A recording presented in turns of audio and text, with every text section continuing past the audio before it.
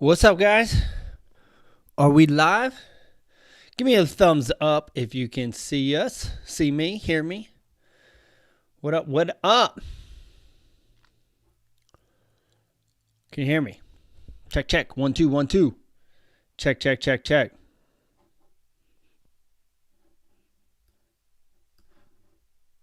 Check, check, check. 1, 2. Uh-oh. Yes. All right, I can. Sweet, sweet, sweet. All right, coming in here.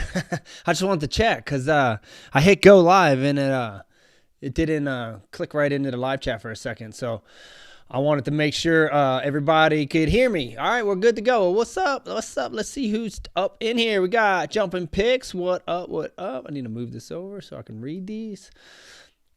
Grizzly Films, what's going down? Hey, man. What up? What I got? B Dubsky, what's up, brother? Check your DMs, will do. Adam, what's up, brother? Big Feist, Chris P. Jamie, what up? What up?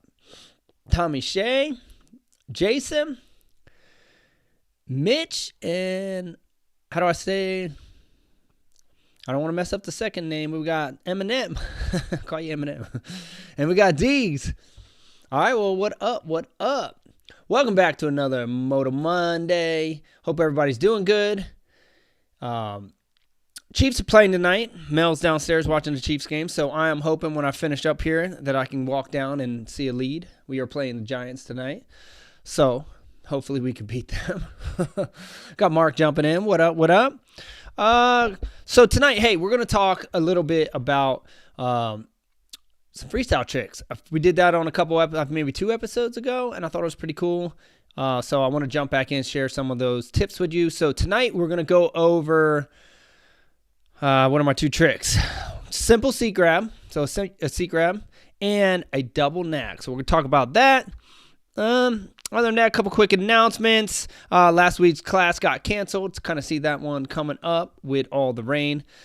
So we were able to get everybody scheduled for private. So that would have been the last class, group class, small group class here in the Midwest. So we're going to wrap up privates here probably in November. And then probably be done here in the Midwest after November. I mean, dude, it's already getting chilly. Actually did a private today with a girl. Had a female Jennifer. So shout out to Jennifer, female student, came out today, and it wasn't supposed to rain. That's why I was super bummed because we scheduled it last week because of all the rain. I'm like, hey, come on Monday, give the track time to dry out, and halfway to I'm driving out to the track, got halfway there, it starts pouring down rain. I'm like, dude, are you kidding me? I'm like, no. So I said, when I got there, I said, hey, it's pretty muddy, like if you want to scratch it, reschedule, I totally get it. If you want to go, that's on you, but it's going to be wet. And dude, she charged it. She's like, nope, I ain't scared to get wet. Let's go for it. And she went out there and splashed around in the mud, but we only did an hour. Originally it was scheduled for a 2-hour training. We did an hour, and dude, it was cold. Her fingers were freezing. She was wet, and it was sloppy, so it was better off. And she's a brand new rider, and so I want to get her actually out in a little bit more space. Where I had her today, there was a lot of stuff going on, and I didn't want her to see her get a little squirrely and go down, especially because it was super muddy. So getting her, I'm going to link back up with her. And but hey, I thought it was cool that a girl totally was like, dude, I'll be honest with you. If I showed up and the track looked like that, I probably would have been like, yo, I'll reschedule. I'll come back another time. She was like, dude, I ain't scared to get wet. Let's go. I was ready to go home. I was like, dude, this ain't happening. And she went for it. So I thought that was cool. So another little quick shout out for just a lot of heart and just a desire to ride regardless of the condition. So I thought that was cool. So anyway, going back to the classes, we'll be wrapping up private lessons here for the next month. And then probably going to try to get out to California. So the California crew looking to be out there maybe 1 trip in January, 1 trip in February. And I'm debating, like in the past, I've done group class or small group classes out there. I'm thinking about maybe switching it to doing privates while I'm out there.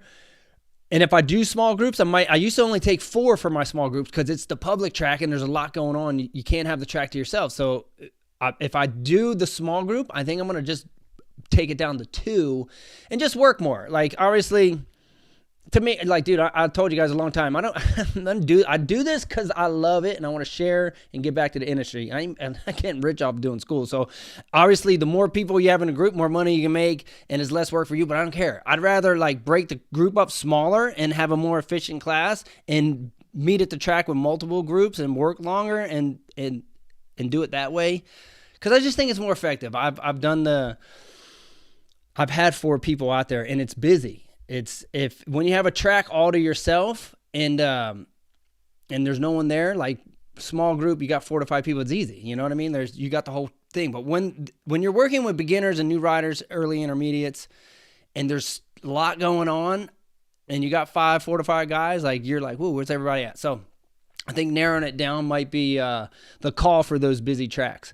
So if you're looking to do a private, I will keep you guys posted on when we're going to do that. Or if you have a friend you want to team up with, we'll take 2 guys for the California trips. And then I'm just going to time slot it. Like I'm planning on being at the track. Say if I go out there and I'm going to plan on being there on a Friday or a Saturday or on a Sunday, we'll just plan out, hey, you guys are 10 to 12, you guys are 1 to 3, and I'm just going to be at the track all day in time slot, different groups, 2 at a time, 1 at a time, whatever, however it works.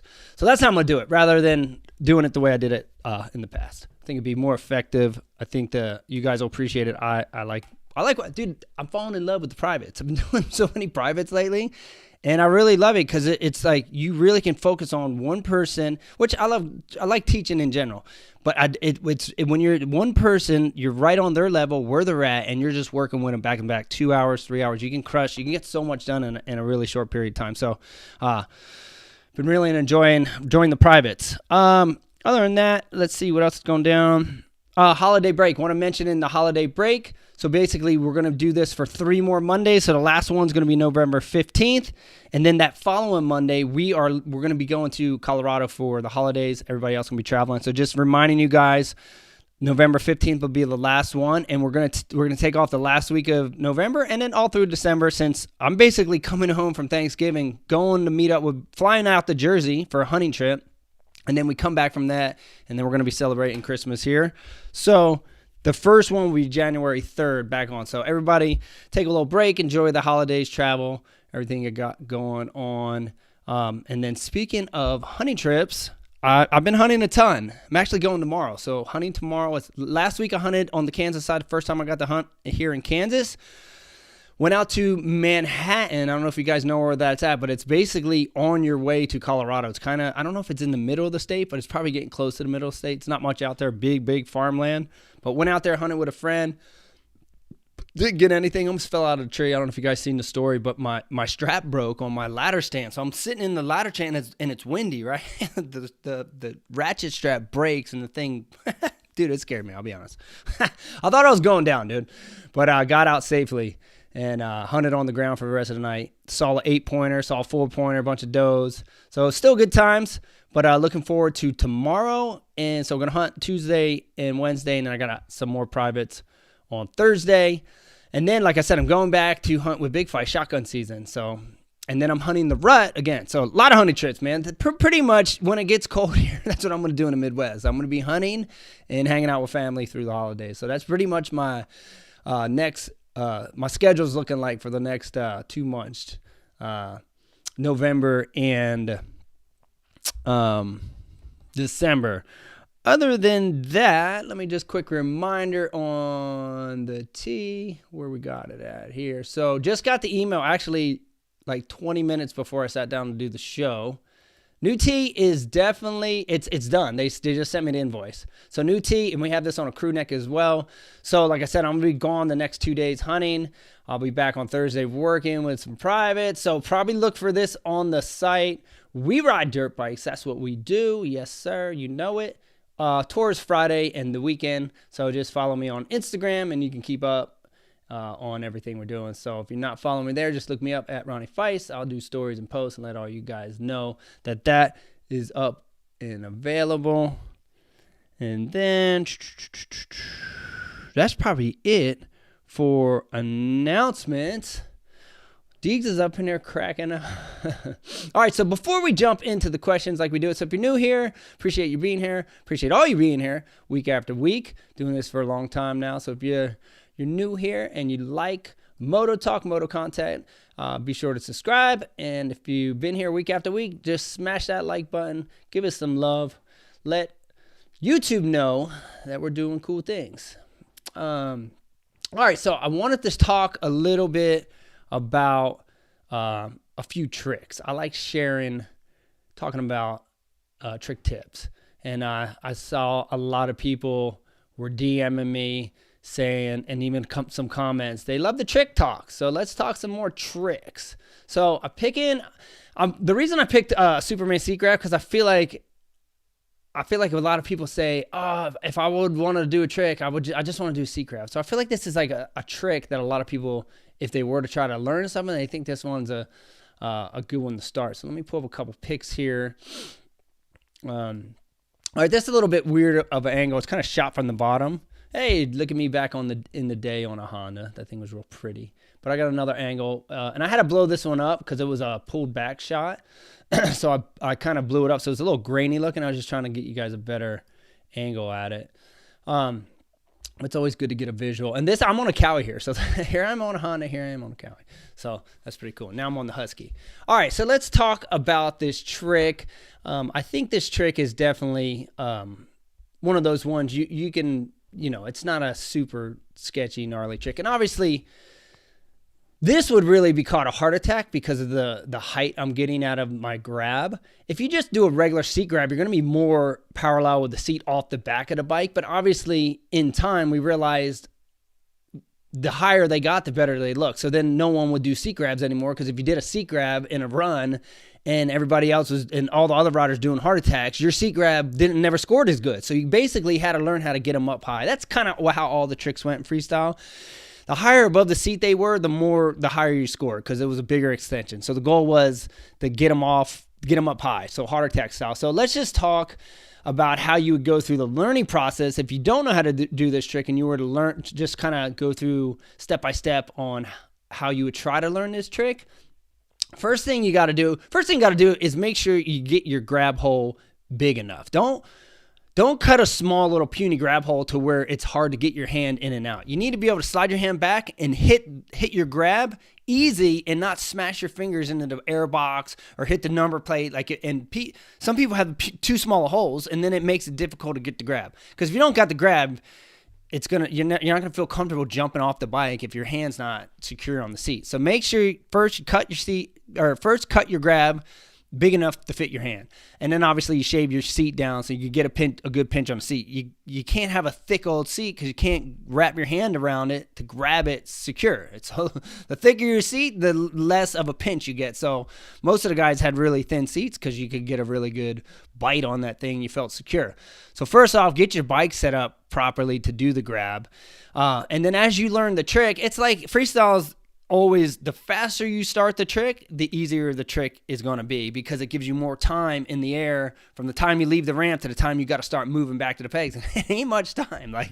And obviously the bigger the jump is, the easier it is too. So if you're trying to learn a seat grab on a smaller jump, just know that the time that you have to do that trick is going to shrink. You're going to have to be really moving fast. So I honestly, there's certain tricks I can't even do unless it jumps at a certain size, because I'm like, that's just not enough time for me to move my body and get it in that place and get it back to where I need to be with that small of a jump. So 75 foot is standard pro size in freestyle. I never liked anything like 60 foot was like my bare minimum. Like 65 was even tight. 60 is like you're rushing at 60 foot to get off tricks. So anything under 60, I'm just putting it out there, is going to make the trick more difficult because you don't have much hang time. So having a decent sized jump, good sized lip is always going to help. And then the next thing, obviously, like I said, you want to start early. So that means as soon as you leave the lip, you want to start moving in the trick. But as you're learning it, the first thing you need to do is make sure you can do the grab. So if you were to say step one, just leave the lip, right?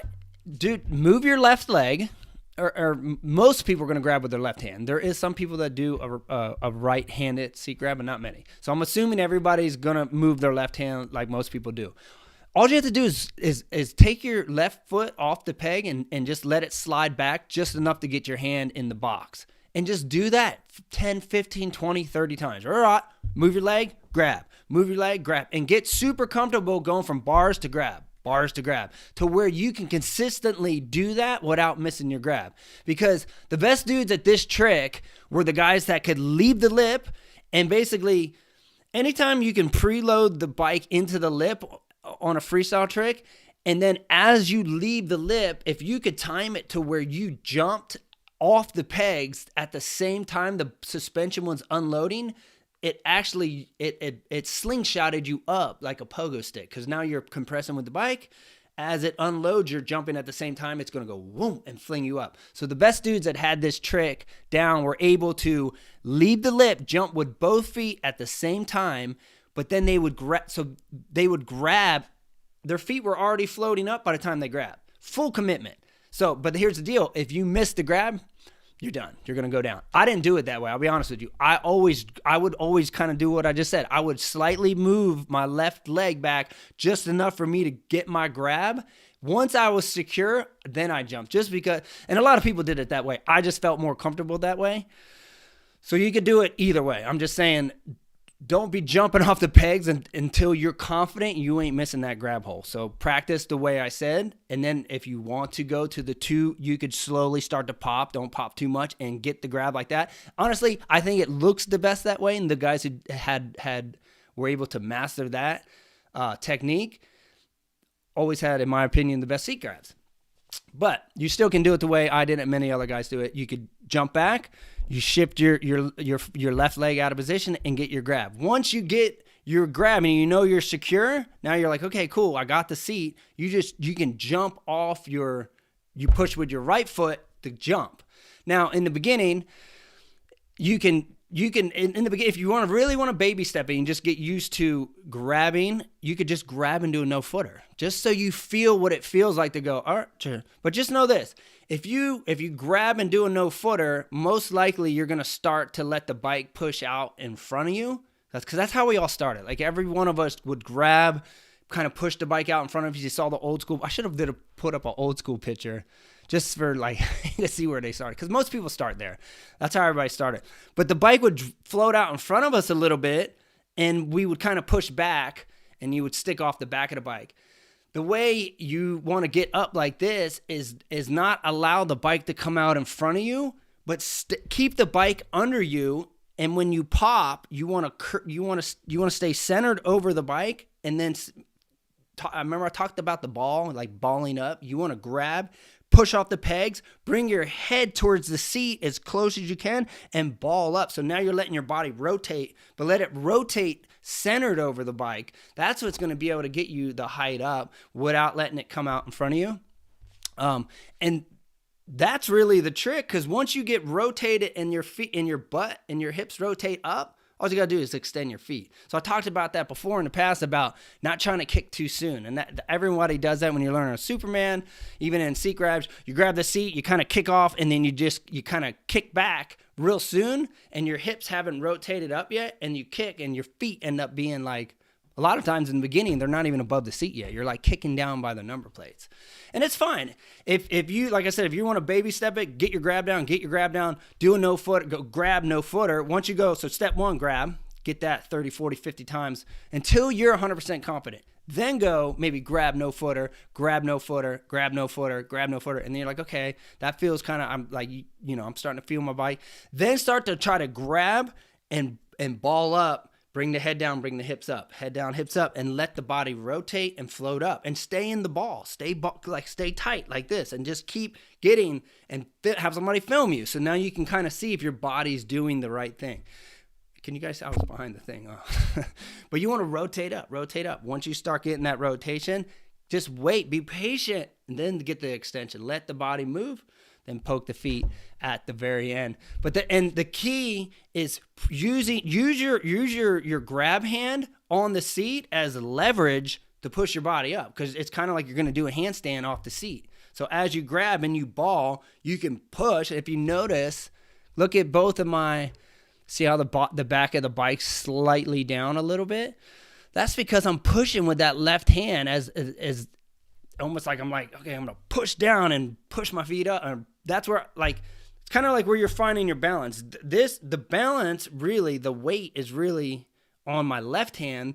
You know, if you even notice, I have a slight turn on my bars, just a little bit. So I'm pretty weightless on my handlebars. My weight and where I'm finding balance is on my seat. Yes, I got a little bit on this arm, but the majority of my balance I'm finding on my seat. That's why I'm pushing down like this. It's causing the back end of the bike go down slightly. So that'd be another thing. Maybe try to jump bike level, so when you do, you can't even see me, try to jump level, so when you do push down, it drops the bike slightly. You don't want to be up front end too high. But I almost feel like sometimes I've talked about other tricks feeling good. Like I'm a little high on both of these. But sometimes, and I do remember getting them like this at sometimes. Sea crabs were never I talked about this before too. Sea crabs were never like my oh, these are my go-to tricks. I feel good. I was a bar trick dude and a flip guy. Felt good flipping, comfortable, upside down, comfortable doing flip variations, but really comfortable swinging off my bars. Grabbing the seat, I could do sea crabs. I could do seat grab, heart attack, seat grab indie, double grab, one-handed grab. But they weren't like my, I felt, at the end of the day, I felt more comfortable on the bars. So, anyway, using that hand, use your left hand as the balance point to where you find security on the bike and use that to push your feet up. So step 1, get the grab, comfortable with the grab. Step 2, maybe start to get the feet off the pegs. Step 3, go for the ball to where you're starting to ball, head down, rotate hips, get your butt up. Always film so you can watch your progression. And then once you get rotated up, just extend your feet. And now, and if you really want to get up high and you just want to add a small little variation, just know your body always follows your head. So you can simply go and look through, and it will even pop your butt up and your feet up even higher. As soon as you look through and that's really not a hard variation to get. And then another tip would be trying to jump really level.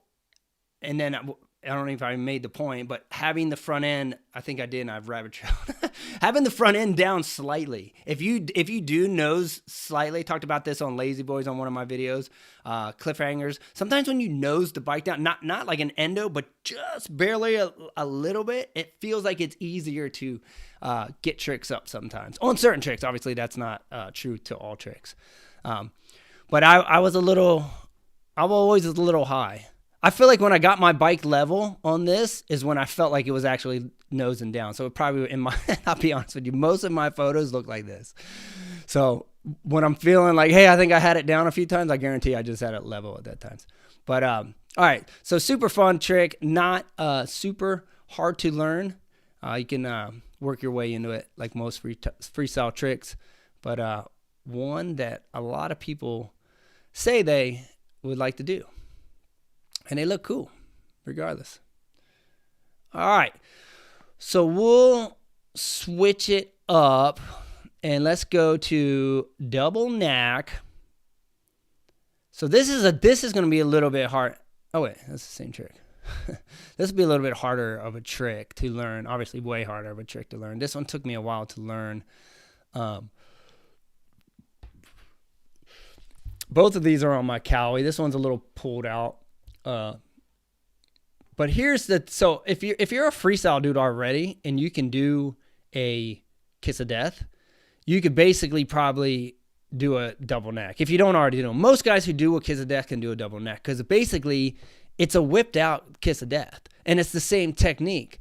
But I didn't learn it. So if I was to try to teach someone, I don't know if I would try to teach them a kiss of death and teach them a double knack. I would always probably teach people in the same way I learned my tricks because I would just bring them up. I'm like, I don't really know if I know anybody that just went from kiss of death to double knack. I feel like everyone tried knacks first and then tried just skipping their foot off. And then once you learn to kiss of death, you kind of realize like, wait, I can just do a whipped out kiss of death. And you kind of combine it, put the two together and it worked. But anyway, if you can do a kiss of death, you probably could just carve the lip like you're going to do a whip, lock in. If you look at my bars, I lock in. That means I whip and I lock that bar until it stopped. Once it stops, well, once you learn the trick and you're comfortable with it, you do it all one motion. But if you were going to learn it, and I'm talking as if you're already a freestyle dude, you can already do a good Superman, good KOD. You probably can start carving the lip and just baby step it as if whip it, lock it. Once you lock it, do a kiss of death off to the side. And it's the same exact technique. So exactly how you learned how to do your kiss of death, you know how to do your kiss of death, do it like that, and you'll probably pick it up pretty easy. But for the way I learn it and the way I would probably try to teach it, if I was going to teach this trick, I would most likely teach people how to just do a knack. And I don't know if we talk about knacks on here before? I don't even know if I did. I might have talked about knacks. But anyway, just to do a basic knack, one, you need a carved lip. So you're going to go, most guys are going to whip the bike out to the right. So you're going to come up to the left side of the ramp and go from left side to the ramp to the right side of the ramp. Get a carve, whip it. I didn't learn it like this, but I suggest, or I think it's safer, you can lock your foot under your shifter. So basically you go to first, you click up to second, but you leave your foot under the shifter. Now that is just security that when you whip it and slide that foot over the seat, that the inside foot's going to stay. I've seen tons of people slip the foot and crash. So I didn't learn it that way because I think when I was learning knacks, that we didn't even figure that out yet.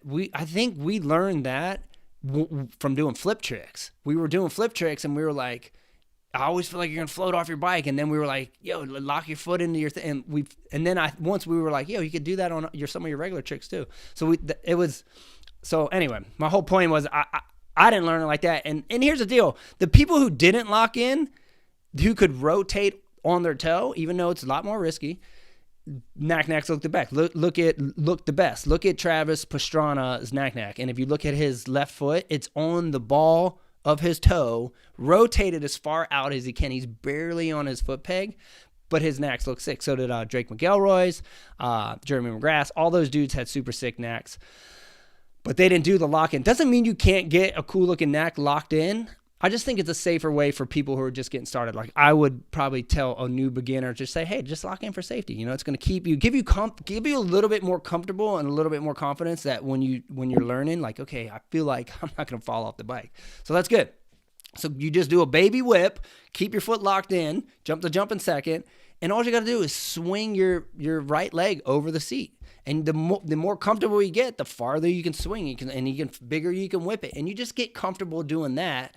Once you're comfortable doing that, a double knack's just like when you learn a double can. All you got to do is once you get into the single knack, obviously you can't have your foot locked in because you got to get your foot off the peg now. So you would do it without your foot locked in. Once you go into a knack, all you do is kick off.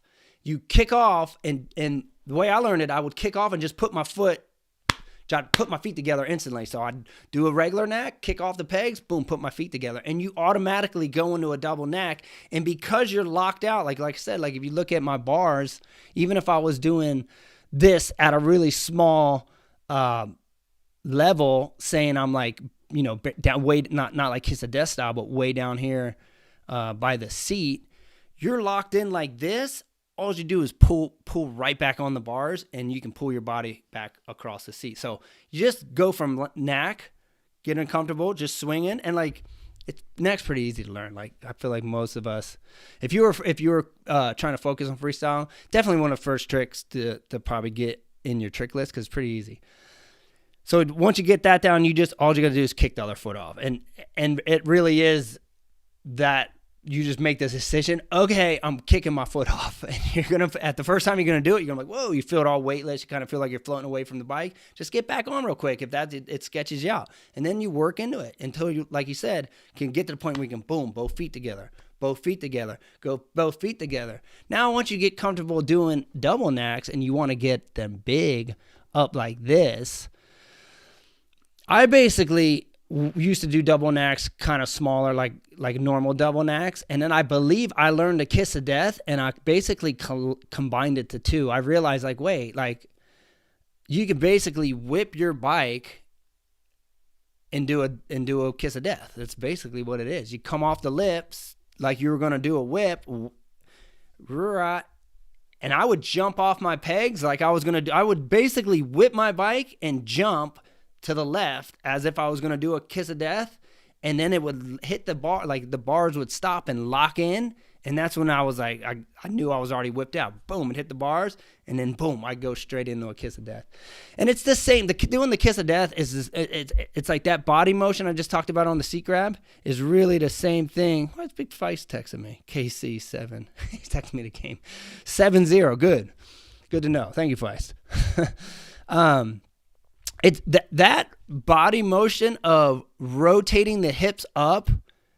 You'll do in your seat grabs, you'll do in your kiss of death, you do in your double knacks, where you stay bald, like let the hips rotate, let the feet climb above your butt before you kick your feet. So anyway, a couple little tips on those. So I guess on the double knack, one, just learn a single knack, lock it in for safety, getting comfortable, getting the foot over the seat. Once you're comfortable with that, slide the other foot off to match it, and just you're stable. This is a bar trick. These are the ones I felt the best at. You're finding security with locking this in my opinion. Like once that felt safe to me because that locked in. Now I have something that's stable in the air that I can put my weight on, that I can balance and I can push and I can control. So getting that nice little whip to where the bar stops. Now you got some leverage. And you transfer your weight, obviously, off of your pegs and just onto the bars, and find that balance. It takes time. At the end of the day, it takes time, but like you're not gonna learn this overnight. Like, dude, this is years it took me to get them like this. They were weak. I wouldn't say they're weak. They were just normal looking. Normal ones are down here, like the better ones to get up. It takes time. So you just can't get discouraged. You got to have somebody film you every day. Freestyle is repetition. End of the day, if you want to get good at freestyle, you have to be on your bike every single day, 5 days a week for at least an hour or two a day. Ride an hour in the morning, ride an hour in the evening, ride 5 days a week. You don't need to ride for 8 hours a day. Do an hour a day. Film yourself every time you ride. Watch your progression. Self-coach you.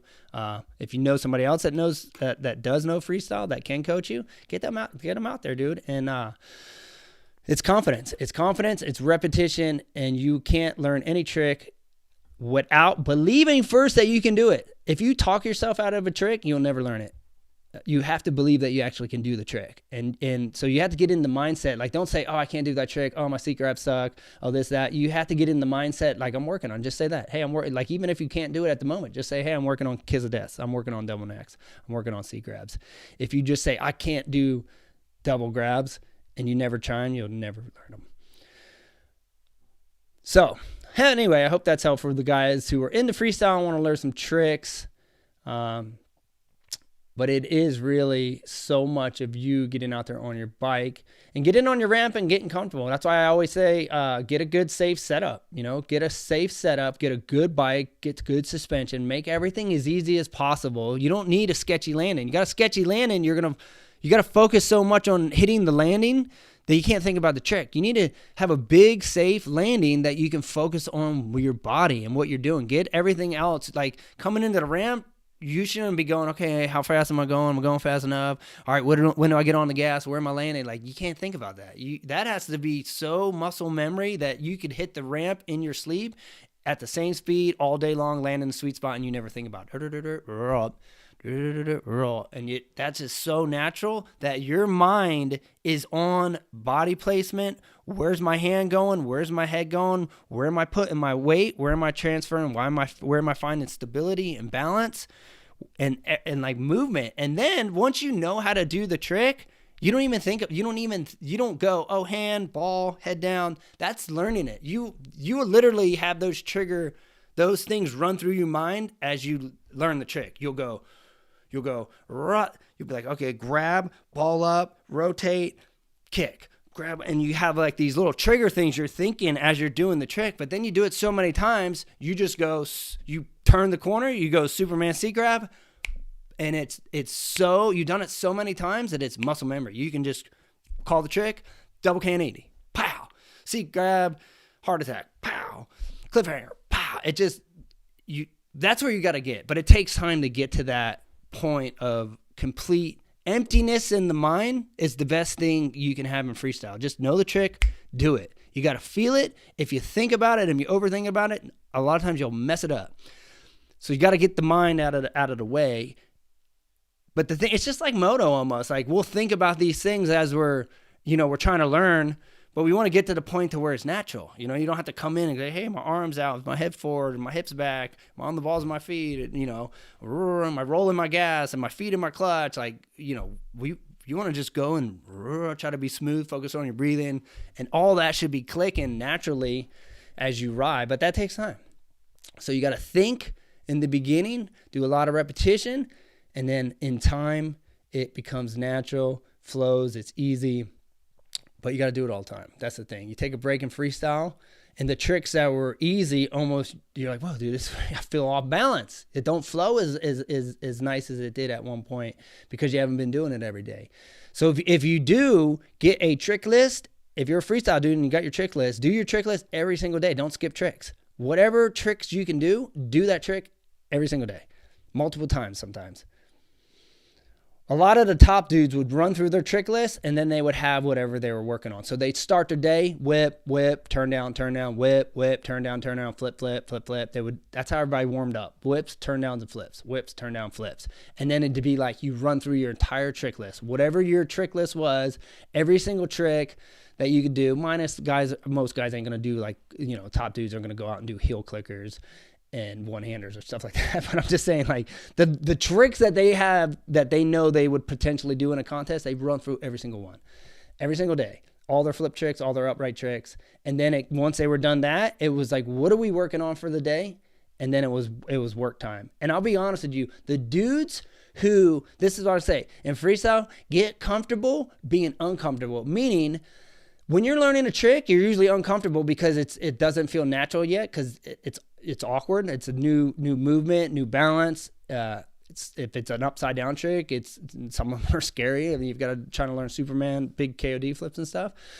So there's this uncomfortable. You're like, whoa, I'm not super comfortable. I'm not confident. That's why you're uncomfortable. You're not confident. The guys who could get uncomfortable or comfortable being uncomfortable the longest are the guys who progress the fastest. So that meaning they were able, if they were learning a super gnarly flip trick, they were able to try that flip trick 8 to 10 times, 15 times, where some guys could only try it 3 times. Sometimes one. I would see dudes do their one new trick, like one time, they're like, oh, I got it for the day, I'm done. And they won't even do it anymore. And other times they go like once, twice, and they're like, oh, that was it. Whoo, made it, got it. And then there was dudes like Nate and Taka. They'd go out and like, they do their gnarly trick 10 times. To the point, like, we would used to tell Taka, like, yo, chill, dude. Like, you already did it. Like, stop doing it. Like, you did it 10 times. Like, you're making us nervous. Like, how many times you got to do the trick? Like, you don't need to do 10 double grabs in one day. Double grab flips, you know what I'm saying? But he would. And, dude, it's why the dude was a machine, and Nate was the same way. The dude's never messed up.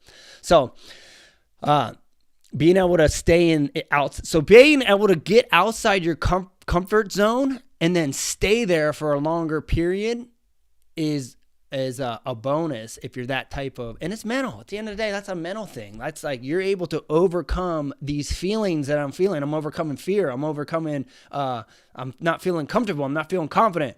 And I'm able to overcome that and put myself in this place of like, for a longer period of time than my competition.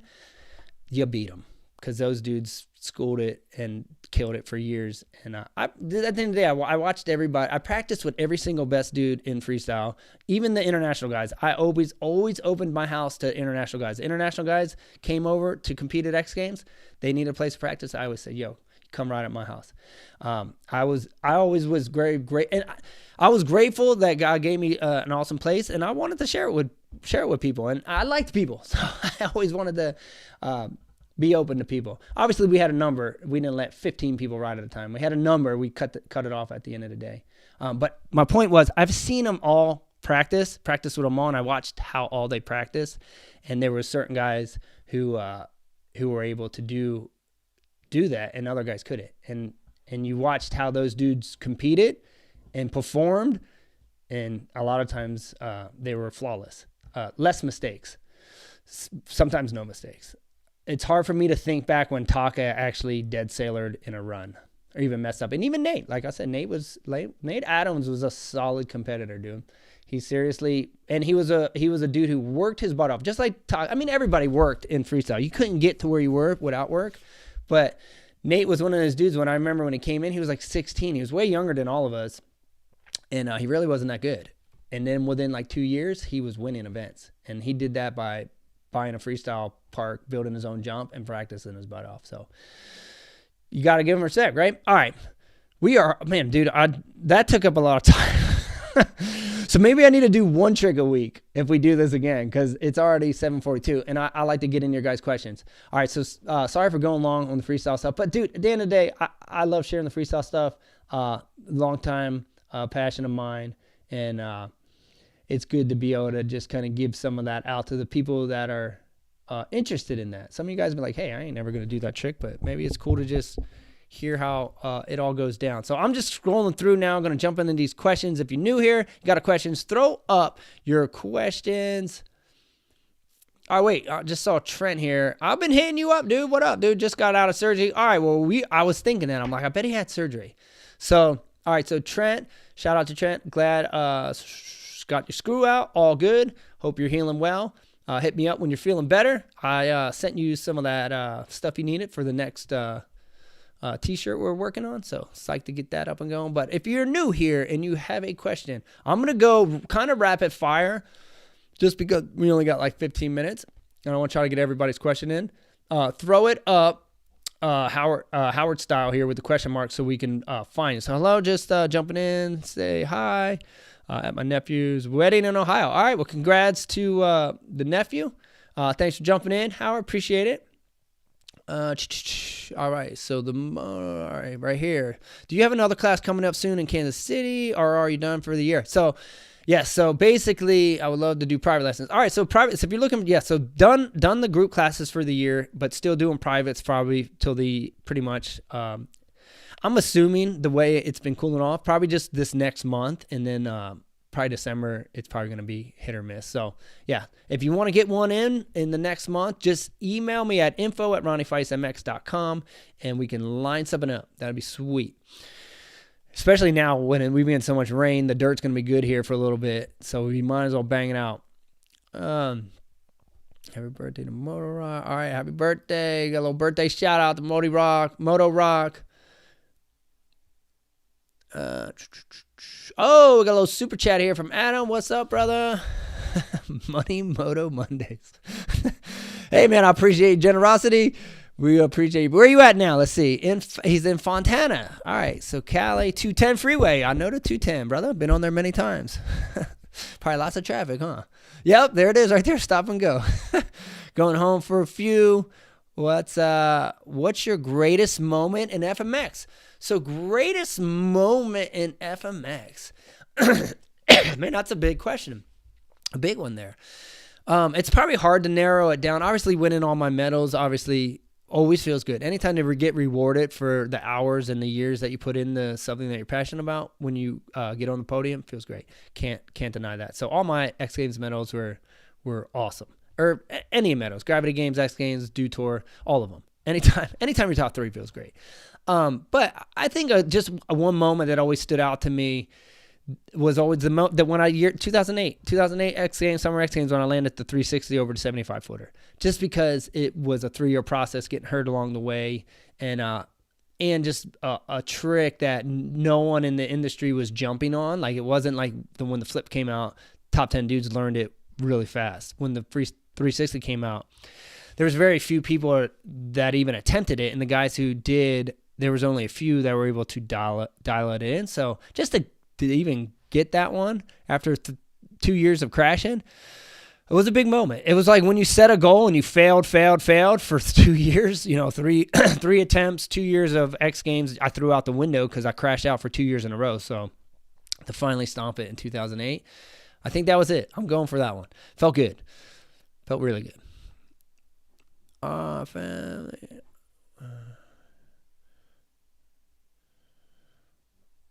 All right, so what do we got here? Is it frozen? I hope it's not freezing. Shouldn't be. It's going on my side. Yeah, maybe Adam's having some issues. I'm just reading some of you guys' comments. Tommy Shea's saying he likes to spend hours on the bike practicing when it's on the stand for muscle memory, but a Superman might be tough. Supermans are tough. I'm not going to lie. That trick actually took me a really long time to learn. But when I got it, it actually became one of my easiest tricks. But it was a process. I'll give you that. Long time. The thing is, I talked about that before too. Some tricks come easier for some guys. Some guys can learn certain tricks super fast and super easy, and then other guys struggle at certain tricks. Oh, we got Brandon here. What's up, brother? What up? We need to shoot some photos. I got some new gear, bro. We got to get some photos before it's too cold. All right, favorite OG riding video. Free riding video. Oh, man, that's a... Yo, do you guys remember Wrathchild that Troy Adamitis made? Remember I did that one was funny. That one was a cool one. I feel like Troy Adamitis, he did videos for Fox. So it was a Fox video. It's called Wrathchild. It had, so on the front cover, you guys Google it, the front cover had everybody like as kids. It had like Travis as a kid. I feel like Sync Mars might have been on there. I think I was on there. But anyway, that video was always cool. I did the Ice-T skit. You guys remember? You guys remember that one? But that one, I just like his videos. Other than that, I mean, you can never forget the OG Krusty Demons of Dirt is like the OG of OGs. That one and the OG Metal Triple X video, they were probably my three favorite. And the first Moto Triple X and the first Krusty is the super OGs of the OGs. Wrathchild, I think, came out maybe 3 years later. So I don't even know if that can be considered as the super OG videos. But if you haven't seen those videos, where can you even watch these videos at? Like, did it even come on? Like, who has a DVD player these days? I don't know. Like, dude, the funny thing is I have old VHS tapes of these videos. I had to have them on VHS, but who the heck has a VHS player? I don't even have a DVD player. That's what I'm saying. Like, where can you find the videos? Oh, Brandon's hitting me up now. And Eric. Everybody's hitting me up. How not to Superman. Wait, I'm assuming this is a picture. Oh. Brandon sent me photos. Is that you, dude? Brandon got skills, though. I ride with Brandon. He's got skills. He shoots sick photos. So all the photos you guys see me posting lately are his photos. He's got skills with the camera, but he rips on a bike. He's a local pro rider from out in this area, and he got skills. So always fun riding with him. So, dude, I didn't know you had the freestyle skills. You guys, can you see that? Oh, you can't see it, the glare.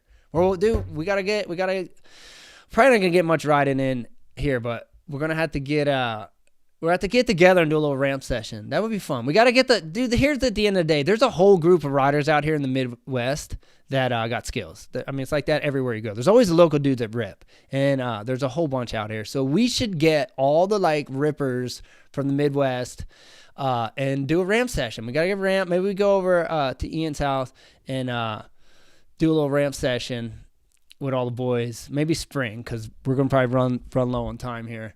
That'd be fun. That'd be cool. Because all you guys got skills on the track. We might as well get on the ramp and crack some turn downs and whips. And, all right. So, thanks for... Yeah, so Garth here, just reading a couple comments. Thanks for doing more. Trick tips, very helpful. Did you do more 360s after you landed it? Or stop doing it after that? I honestly stopped. I'll be honest with you. And I probably should have, dude. I should have just kept doing it and mastered it. But to be honest with you, that trick haunted me. And it was a mental thing. And anyone who, if you've been in the freestyle, I mean, probably you could even relate if you're a moto guy. You ever just crash really hard in a rhythm section or over a jump, and then you kind of got to go back and ride that rhythm section, and maybe it's a gnarly triple, and you're kind of like, you're like, ooh, a little not so comfortable about going through there again. That's kind of how I felt with the 360. It kind of got in my head a little bit. So when I finally did it, I was like, oh, I got it. And I'm in one piece. Cool. But when I would think about doing it again, I would start running through it. It haunted me at the end of the day. And I was like, you know what? I'm just going to call that one, hey, I got it. No, and it wasn't like I said, it wasn't one of those ones that you had to learn to stay up with the tricks. No one else was doing it. If everyone else was doing it, I probably would have had to just do it to stay up, but no one else was learning it. So getting one under the belt was like, all right, sweet, got it. Monkey off the back, and let's move on to something else. Re-chromed. No Fear Chapter 2. All right, so let's back up for a second. So I tried to see where freestyle event landed feet still in the air. Yeah, it's called the Nutcracker, dude. I could do those. Everyone has done that. That's part of the learning process. You jump off and you don't find your stability yet on your bars, and you float up and you can't get back to the pegs in time, and you just smash. That's all good. We've all done it. Welcome to the crew. But that's what I'm saying. You have to learn that where you find your stability on your bars, and you'll only figure it out by jumping and allowing yourself to float up, and then you'll figure it out like, okay, I can transfer that weightlessness onto my bars and find stability. Now I got it and can find balance. Now I can actually find leverage to let myself rotate. But you're going to have to do a couple nutcrackers to learn it, because at first you're like, whoa, and you're all off balance. But that's part of the process. That's one part of the process. No Fear Chapter 2 was a good OG movie. Yeah, I'll give you that. I mean, they all were re-chromed. All of them were. What is Feist said? I have one. Big Feist. What do you have what? What do you got? You got a trick? What do you got? Yeah, we'll hit it in soon for sure. I think it'd be fun. Like, we should just get the Midwest Moto crew, all the dudes that Is Brian in here tonight? He's watching the game, huh? I knew he ain't in here tonight, is he? All right, I figured that. I'm a clown. I'm like, I see you skipped Moto Monday tonight, dude. Brian. So, me and Brian are going to the Chiefs game next weekend. I didn't see him in here tonight. So, he just got a new bike. So, I remember I was talking about him selling his bike. Got a new Honda 22. We're going to the Chiefs game next weekend, watching him play Green Bay. So, that should be fun. I've never been to a football game, a pro football game ever. So, looking forward to it. Should be something cool. Something different, taking the wife. So, little shout out for Brian. He's here every week, so we'll let him slide. He don't never miss a week. I was wondering if he'd be here, because Mel's like, I ain't watching chat. I'm going to be watching the game. So, all right, guys. Well, shoot. If anybody has any more questions. All right, we got one more jumping up here. All right. DVD player. Big Feist got the DVD player. You would. Old school guy over here. But the funny thing is, I don't think I even have many of the videos on DVD. I think I have my video on DVD. Maybe some with Twitch and Scummies. Maybe that's it. I don't even think I have Deegan's. I think I have Deegan Says on VHS.